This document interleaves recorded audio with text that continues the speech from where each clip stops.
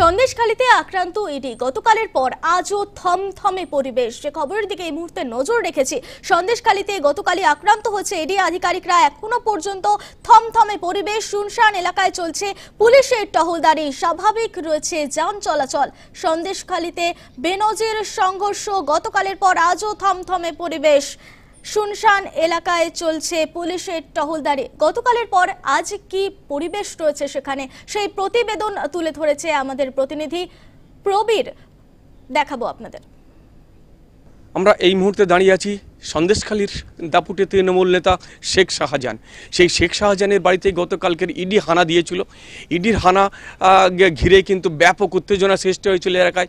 শেখ শাহজাহান অনুগামীরা ইডির গাড়ি ঘিরে বিক্ষোভ এবং ইডির গাড়ি ভাঙচুর, পাশাপাশি ইডির আধিকারিকদের বেধড়ক মারধর, পাশাপাশি কেন্দ্রীয় বাহিনীরা তারা ঠেকাতে এলেও তাদেরকেও বেধড়ক মারধর করা হয়েছিল।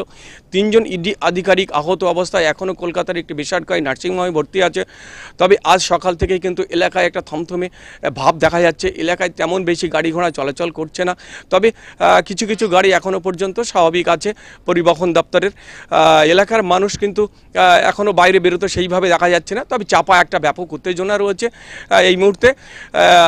এখন দেখার বিষয় যে কেন্দ্রীয় বাহিনী যারা ফিরে জওয়ানরা কিন্তু এখানে আর কেউ নেই, তবে পরবর্তীতে তারা আবার আসে কিনা, কি পদক্ষেপ নিতে পারে। এবং এলাকা জুড়ে কিন্তু ব্যাপকভাবে পুলিশ টহলদারি চালানো হচ্ছে। সন্দেশখালী থেকে প্রবীর মণ্ডল, নিউজ টাইম।